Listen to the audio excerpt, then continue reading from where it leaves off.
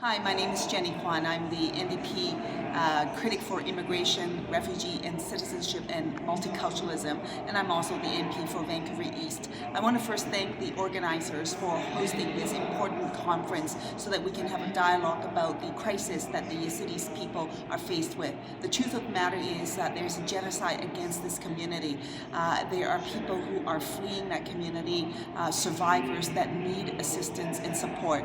The House of Commons actually, particularly our committee, the Citizenship and Immigration Committee, studied this issue back in the summer of last year. And it's taken a long time, and the government has finally acted with a motion that was passed in the House of Commons unanimously, calling on the government to take action within 120 days. That motion was passed in October, and now this week is the 120 days.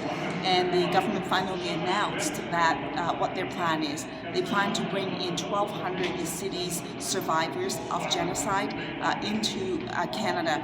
Actually, I should reframe that. It wasn't so much specifically just Yazidis, but rather those who are fleeing the Daesh situation. And so with respect to that, it is my understanding that this week there would be 400 Yazidi survivors that would be coming to Canada, that would have arrived in Canada. I think it is important to know that within that 400 number, the government began to count how many Yazidis came to Canada on the day after the motion was passed. So what that really means is that within those 400 numbers, there's a good portion of the people that's arrived that were part of the regular Syrian refugee initiative. I was really, frankly, hoping that this would be a special measure as opposed to really a program that came out of the Syrian refugee initiative. With that being said, the government said that they will continue the effort for the rest of the year to try to bring in 1,200 survivors. The 1,200 survivors number is an important one, but again, I note though that those numbers is coming out of the regular immigration levels. The government set immigration levels every year, targets that they would set up, and so within the refugee category, they have target, a range to which they have set up, and so the Yazidis motion will be part of that range and is not a special measure.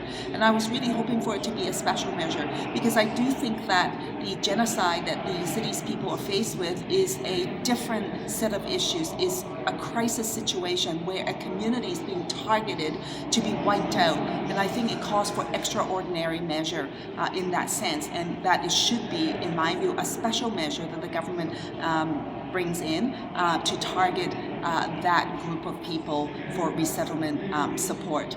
The other thing is the government said that they will also allow for privately sponsored individuals to step up to sponsor Yazidi survivors.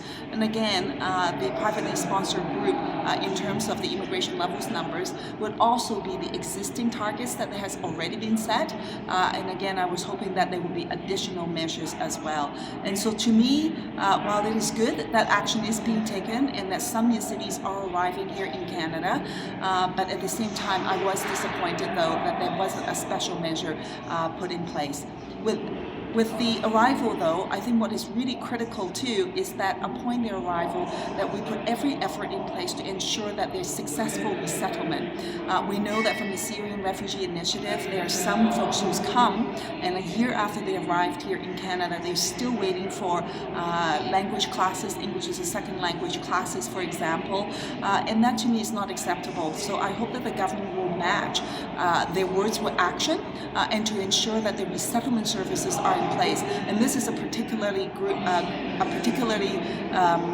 vulnerable group because of the trauma that they have experienced, and particularly for children as well. So I think it's really important that we do this work right to ensure that the resettlement services are in place, including the need for counseling, for example, and follow-up action in that arena.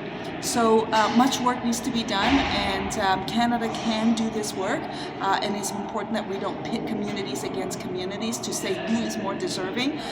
We are a rich country and we can do a lot of this work.